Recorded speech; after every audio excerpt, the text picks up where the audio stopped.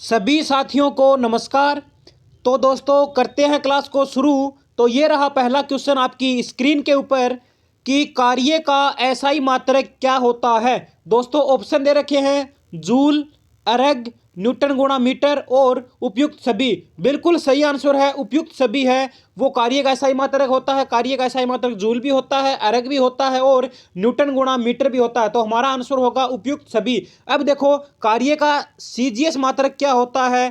तो अर्ग होता है, क्या होता है, अर्ग होता है। और एक अर्ग बराबर कितने अर्ग होते हैं। तो 10 की पावर 7 अर्ग होते हैं। कितने अर्ग होते हैं, 10 की पावर 7 अर्ग होते हैं। तो हमारा आंसर होगा उपयुक्त सभी। नेक्स्ट क्वेश्चन की बात करते हैं कि केल्विन माप में मानव शरीर का सामान्य तापमान कितना होता है।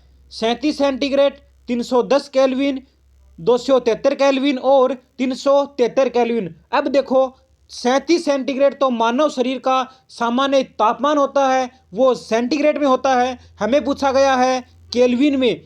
बिल्कुल सही आंसर है, केल्विन में 310 केल्विन होता है। और फ़ारेनहाइट में होता है मानव शरीर का तापमान है 98.4 फ़ारेनहाइट होता है।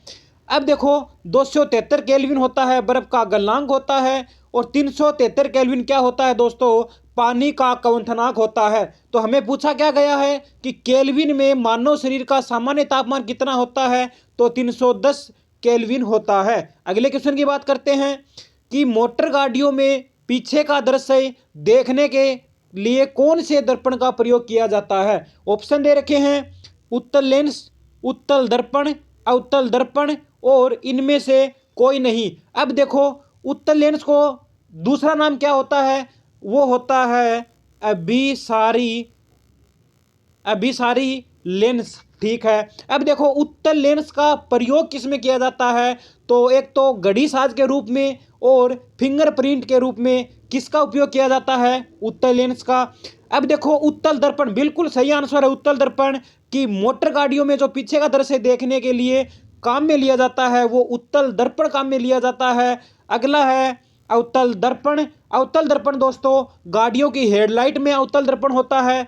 आप जो सेविंग दर्पण के रूप में काम में लेते हो जो दर्पण, वो अवतल दर्पण होता है। और जो डॉक्टर ईएनटी का डॉक्टर, आंख कान गला, इनका जो डॉक्टर होता है वो भी अवतल दर्पण का काम में लिया जाता है। और सौर कुकर में अवतल दर्पण का प्रयोग किया जाता है। तो हमारा आंसर होगा उत्तल दर्पण। नेक्स्ट क्वेश्चन की बात करते हैं कि इनमें से कौन विद्युत का उत्पाद है।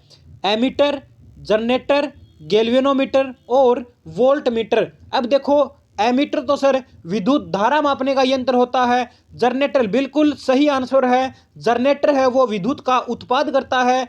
और गैल्वेनोमीटर होता है वो दोस्तों विद्युत परिपथों में धारा मापने का यंत्र होता है। और वोल्ट मीटर होता है वो विभवांतर मापने का यंत्र होता है। तो हमारा आंसर होगा जनरेटर। नेक्स्ट क्वेश्चन की बात करते हैं कि बिजली के बल्ब में क्या भरा होता है। देखो नाइट्रोजन, ऑर्गन, नियोन और रेडोन।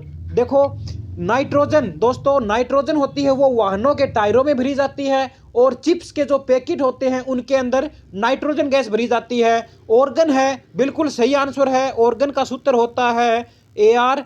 ऑर्गन है वो वायुमंडल में पाई जाने वाली सबसे अधिक अक्रिय गैस होती है। कौन सी गैस है, अक्रिय गैस होती है। और ये बिजली के बल्ब में भरी जाती है। नियोन होती है दोस्तों वो चमकीले बल्ब में भरी जाती है। और जो चमकीले विज्ञापन होते हैं उनके अंदर नियोन गैस काम में लिया जाती है। आपने देखा होगा जो हवाई अड्डे होते हैं उनके ऊपर संकेत के जो बल्ब होते हैं वो भी किसके होते हैं, नियोन के होते हैं। और रेडोन होता है दोस्तों ये सबसे भारी गैस होती है। रेडोन गैस वायुमंडल में अनुपस्थित होती है। रेडोन गैस कब निकलती है, रेडोन गैस भूकंप के समय निकलती है। तो हमारा आंसर होगा बिजली के बल्ब में क्या भरा जाता है, तो ऑर्गन भरा जाता है। नेक्स्ट क्वेश्चन की बात करते हैं कि विभवांतर मापने का यंत्र है एमीटर, वोल्ट मीटर, लेक्टोमीटर और वोल्ट। अब देखो दोस्तों एमीटर तो सर विद्युत धारा मापने का यंत्र है।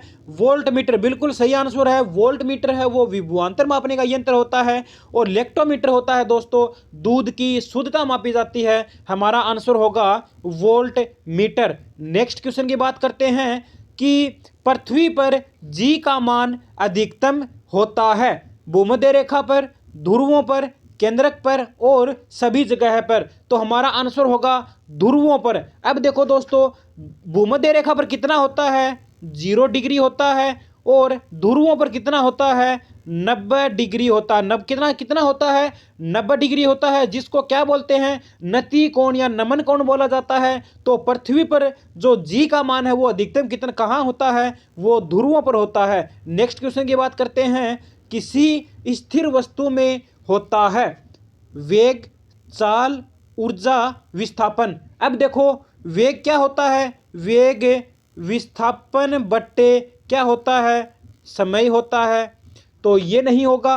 चाल होती है हमारी दूरी बट्टे समय, क्या होती है, दूरी बट्टे समय होती है। बिल्कुल सही आंसर है ऊर्जा। अब देखो, ऊर्जा क्या होती है, कार्य करने की क्षमता होती है। और ऊर्जा किस में होती है, वो एक स्थिर वस्तु के रूप में होती है ऊर्जा। तो हमारा आंसर होगा ऊर्जा। और विस्थापन होता है दोस्तों कि अंतिम बिंदु से प्रारंभिक बिंदु के जो बीच की दूरी है उसको क्या बोलते हैं, विस्थापन बोलते हैं। और एक पूर्ण चक्कर में विस्थापन कितना होता है हमेशा, तो विस्थापन हमेशा शून्य होता है। क्या होता है, शून्य होता है।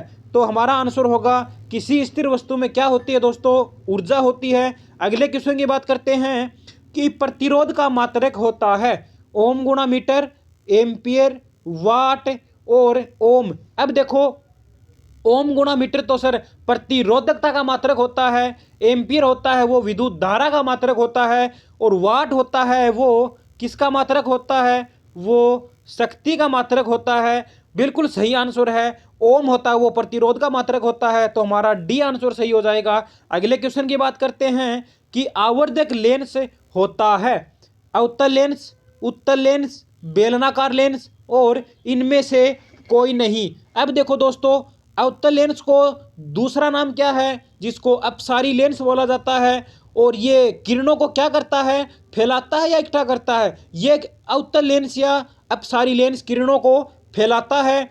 और ये किस में काम में लिया जाता है, ये जो दूरदृष्टि दोष में काम में लिया जाता है। और इनकी जो क्षमता होती है वो धनात्मक यानी प्लस होती है, किसकी, अवतल लेंस की। बिल्कुल सही आंसर है। उत्तल लेंस को क्या बोलते हैं, आवर्धक लेंस बोला जाता है। और उत्तल लेंस को अभिसारी लेंस भी कहते हैं। ये एक बिंदु पर केंद्रित करता है, ये किरणों को एक बिंदु पर केंद्रित कर लेता है। कौन सा दर्पण, कौन सा लेंस, उत्तल लेंस। और उत्तल लेंस का उपयोग किसमें किया जाता है, निकट दृष्टि दोष के रूप में काम में लिया जाता है।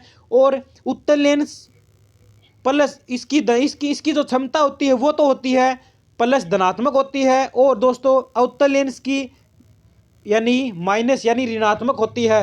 अब देखो, बेलनाकार लेंस होता है वो अबिंदुकता दोष ठीक करने के लिए उपयोग में लिया जाता। कौन सा लेंस, बेलनाकार लेंस। तो हमारा आंसर होगा आवर्धक लेंस कौन सा होता है, तो बी आंसर सही हो जाएगा, उत्तल लेंस होता है। अगले क्वेश्चन की बात करते हैं कि निम्न में से यांत्रिक ऊर्जा को विद्युत ऊर्जा में बदलने वाला यंत्र है। अब देखो, विद्युत मोटर, लाउड स्पीकर, सितार और माइक्रोफोन। अब देखो, विद्युत मोटर को तो सर विद्युत ऊर्जा को यांत्रिक ऊर्जा में बदलता है कौन, विद्युत मोटर। लाउड स्पीकर होता है वो विद्युत ऊर्जा को ध्वनि ऊर्जा में बदलता है। तो सितार होता है वो यांत्रिक को ध्वनि ऊर्जा में बदलने का जो यंत्र होता है उसको सितार बोला जाता है। तो हमारा आंसर होगा सितार। और माइक्रोफोन होता है दोस्तों कि जो ध्वनि ऊर्जा को विद्युत ऊर्जा में बदलने वाला यंत्र माइक्रोफोन होगा। हमें पूछा गया है यांत्रिक ऊर्जा को विद्युत ऊर्जा में बदलने वाला यंत्र कौन सा है, तो यांत्रिक को तो विद्युत में भैया सितार बदलता है। तो सी आंसर सही हो जाएगा। नेक्स्ट क्वेश्चन की बात करते हैं कि मैनोमीटर के द्वारा किसका मापन किया जाता है। अब देखो, दूध के घनत्व का, गैसों के दाब का, ऊंचाई मापने के लिए यानी विमानों की ऊंचाई मापने के लिए, और भूकंप की तीव्रता मापने के लिए। अब देखो, दूध का घनत्व तो सर लेक्टोमीटर के द्वारा मापा जाता है। गैसों का दाब, बिल्कुल सही आंसर है, गैसों का दाब होता है वो मैनोमीटर के द्वारा मापा जाता है। और वायुयानों की ऊंचाई नापने के लिए किसका उपयोग किया जाता है, तो अल्टीमीटर का उपयोग किया जाता है। और भूकंप की तीव्रता मापने के लिए किसका उपयोग किया जाता है, सिस्मोग्राफ का उपयोग किया जाता है। तो हमारा आंसर होगा गैसों का दाब, बी आंसर सही हो जाएगा। नेक्स्ट क्वेश्चन की बात करते हैं कि लोहे का शुद्धतम रूप होता है डलवा लोहा, इस्पात और पिटवा लोहा इनमें से कोई नहीं। अब देखो ढलुआ लोहा कौन सा होता है, जो वात्या भट्टी से बना होता है वो ढलुआ लोहा होता है, जिसको कच्चा लोहा बोला जाता है। इस्पात होता है दोस्तों ये स्थायी चुंबक की बनी होती है।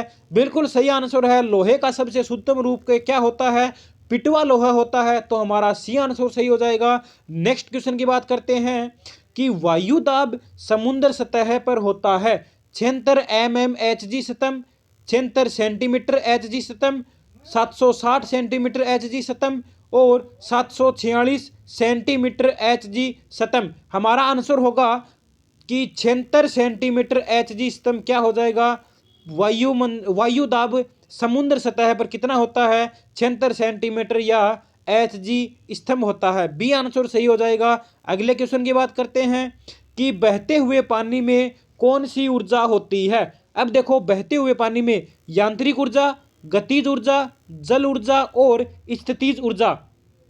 अब देखो यांत्रिक ऊर्जा कौन सी होती है, कि वह ऊर्जा जो वस्तु के गति के कारण उत्पन्न होती है। कौन सी ऊर्जा, यांत्रिक ऊर्जा। जैसे जनरेटर है, जनरेटर बोलते हैं आप जिसको जनरेटर बोलते हो, विद्युत मोटर बोलते हो, वो कौन सी ऊर्जा, यांत्रिक ऊर्जा। गतिज ऊर्जा, गतिज ऊर्जा का दोस्तों जो बहते हुए जल में गतिज ऊर्जा प्राप्त होती है वो हमारा आंसर होगा गतिज ऊर्जा। और गतिज ऊर्जा का सूत्र होता है 1/2 mv की स्क्वायर, ठीक है। और स्थितिज ऊर्जा का सूत्र होता है mgh, क्या होता है, mgh होता है। तो हमारा आंसर होगा बहते हुए पानी में कौन सी ऊर्जा होती है, तो गतिज ऊर्जा होती है। तो दोस्तों हंसते रहो, मुस्कुराते रहो। मिलते हैं अगले वीडियो में नए अंदाज के साथ। जय हिंद, जय भारत।